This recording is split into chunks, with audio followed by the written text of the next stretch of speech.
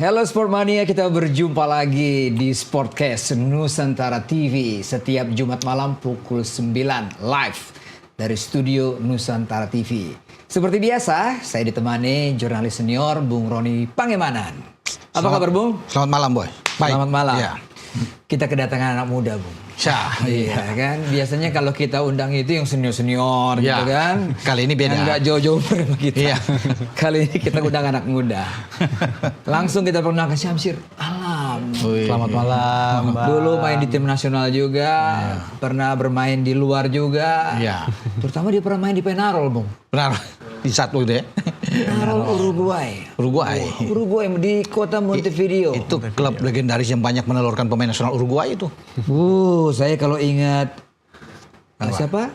Diogo Forlan. Iya kan? Bintang Peru Kubilas, Bung, ingat Bung? Itu juga dari Penarol. Teofilo Kubilas. Wah, sekarang kita hadirkan dia. Iya. Ya kan? Tapi kita bukan ngomongin Penarol. Kita ngomongin tim nasional. Selamat datang. Selamat datang, Mbak. Enaknya manggilnya apa ya? Alam aja. Alam. Oke, lebih enak panggil Alam aja ya. Alam aja. Yang nggak usah panggil De Alam atau Mas Alam, panggil Alam aja. Oke. Kesibukan apa nih Alam sekarang? Urus anak. Udah 2 anak sekarang. Serius? Terakhir ketemu kan Alam masih kecil. Iya. Sekarang udah anak udah 2 sambil agak syuting-syuting juga sama masih main bola sih tapi udah nggak profesional. Oke. Udah mau 33 Alam bilang tadi. Tahun ini 33. Kan beda tahun ini tipis 33. kita. Bertiga kan beda tipis. Beda tipis. Bung Ropan dulu waktu kita sering ke lapangan, iya kan? Ya kita lebih ketemu dia.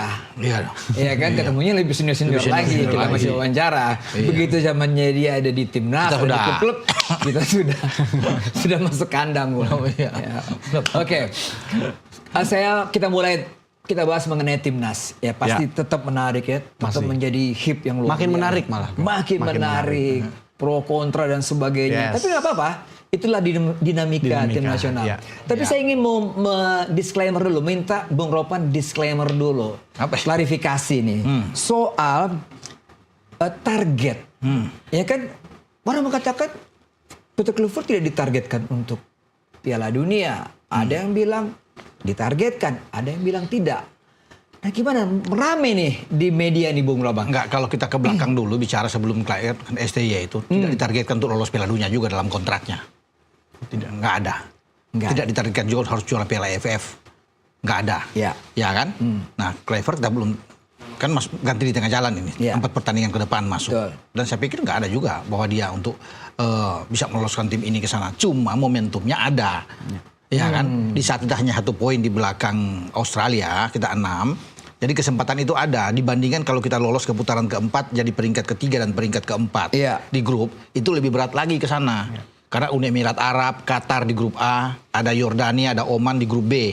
Itu keras semua kalau bisa dikatakan kan. Pertarungan kita kalau kita dapat peringkat 3-4. Jadi kesempatan untuk ada di sini sehingga ketika Kluivert datang muncullah mimpi itu kan. Semoga kita bisa lolos Piala Dunia. Bukan target, kalau target itu harus dalam kontrak resmi baru bisa dibicarakan di situ. Tapi semua ingin mau ke sana. Pak Erik juga sebagai ketua umum bilang kita punya mimpi untuk sama-sama bagaimana bisa Indonesia ini hadir di Piala Dunia. Kesempatan itu ada terbuka. Apalagi kalau kita bisa menang melawan Australia. Itu peluang besar sekali. Kalau kita bisa menang dapat 3 poin di sana. Karena kan bagi Kluivert dia hanya 4 poin dia bilang kemarin kan. 1 poin di sana, 3 poin di sini lawan Bahrain.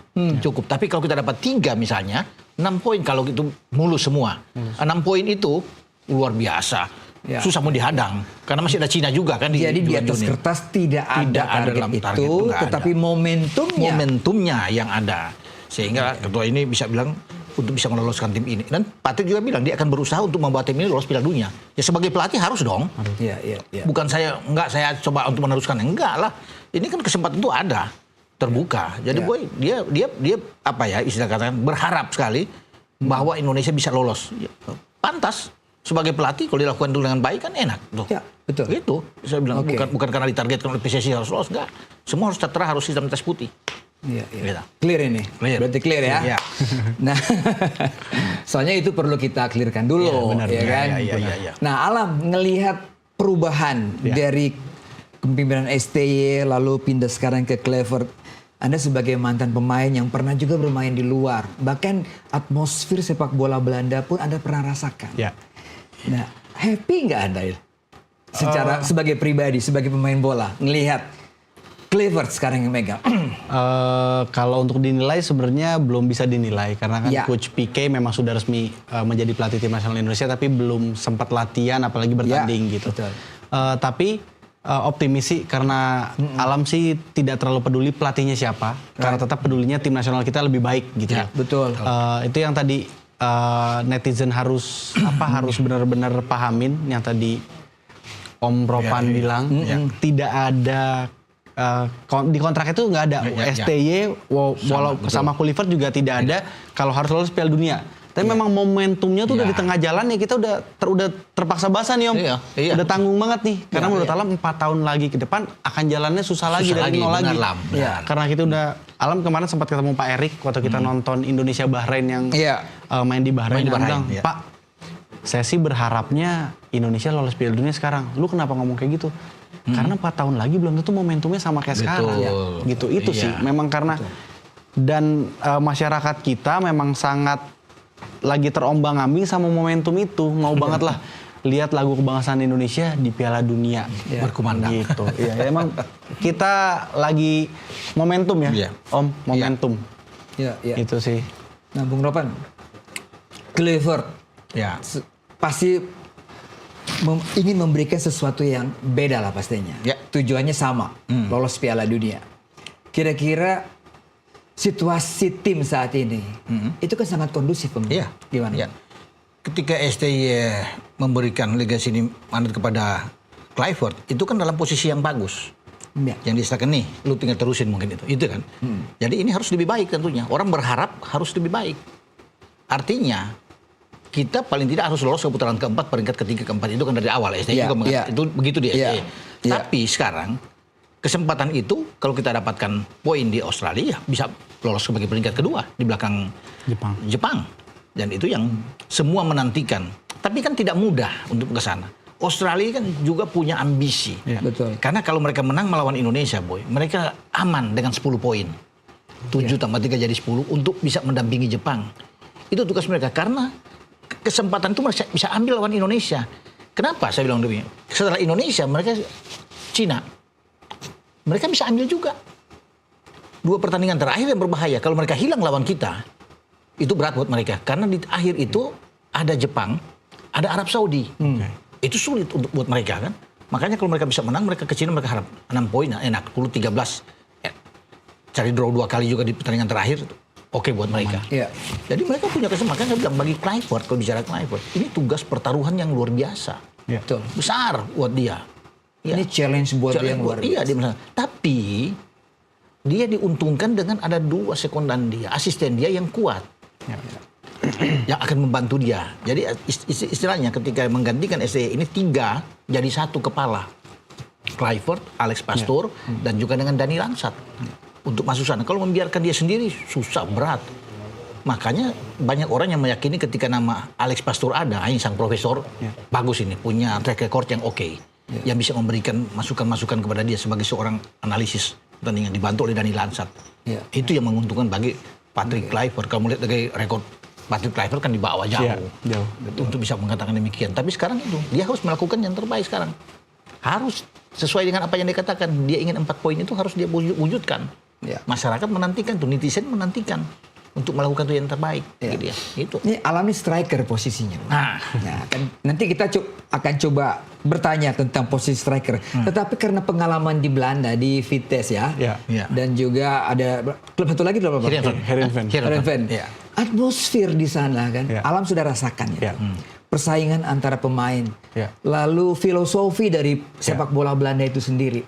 Kira-kira menurut Alam dengan Kluivert yang memang orang Belanda, dibesarkan di Belanda, punya ilmu sepak bola juga dari Belanda, akan dengan mudah nggak konsep yang dia miliki dia bawa ke Indonesia yang baru buat dia?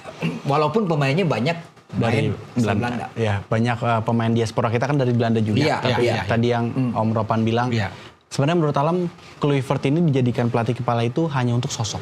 Iya. Gitu sosok. Right. Jadi di locker room itu ada yang disegani lah. Ya. Tapi tetap yang menurut Alam yang memikirkan taktik segala macam itu tetap Alex Pastoor. Iya. Dibantu Dani Lansat. Jadi memang kita butuh sosok seperti Kluivert untuk di ruang ganti. Ada leader gitu, ada yang didengarkan. Tapi untuk taktik tetap Alex Pastoor sama Dani Lansat gitu. Dan menurut Alam sih akan baik karena banyak diaspora kita juga dari Belanda juga. Terus juga Alex Pastoor juga mantan pelatihnya profesor juga Tom Haye. Mantan pelatihnya juga. Jadi sangat menarik nih, sangat dinanti-nantikan bagaimana nanti ketika mereka bergabung sudah latihan dan mereka bertanding di kedepannya seperti apa. Waktu di klub ya mengalami komunikasi bermain dengan pemain-pemain yang akan pro di sana, ya kan? Memang ciri menyerang itu memang ditanamkan sedemikian rupa buat pemain-pemain di sana. Ya, kalau kita lihat waktu Alam di sana, Alam sebagai striker, tipikal striker Belanda itu seperti Nistelrooy sama Kluivert, yang tidak terlalu banyak lari kiri kanan, tapi tidak jauh-jauh dari kotak 16 untuk jadikan tembok. Jadi gerakannya tuh nggak jauh-jauh bang, itu jadi gerakannya cuma 2 meter aja. Dari pemain belakang 2 meter muter bola ke sini gitu-gitu aja. Beda sama Van Persie. Van Persie itu kan mainnya dari kiri kanan kayak Ruben. Gitu. Jadi Alam lebih main di flank lebih ke sosok Nistelrooy sama Kluivert gitu. Jadi yang cuma tipis-tipis aja ini pemain belakang, gerakannya cuma kayak 2 meter bola ke sini dapat gitulah. Gitu, nggak gerak-gerak yang terlalu liar jauh. Itu mungkin yang nanti bisa diajarkan ke Rafael Strike, ke Ramadan Sananta, ke Hoki Caraka, striker-striker yang kita punya lah. Jadi sentuhan-sentuhan seperti itu, Bung ya? Tipis-tipis aja, tipis-tipis, balik badan gawang, balik badan gawang. Ini istilah tipis-tipis gitu kan? Oke, kita break dulu ya. Karena kita akan coba gali lagi mengenai Kluivert dan juga timnas setelah pariwara berikut ini.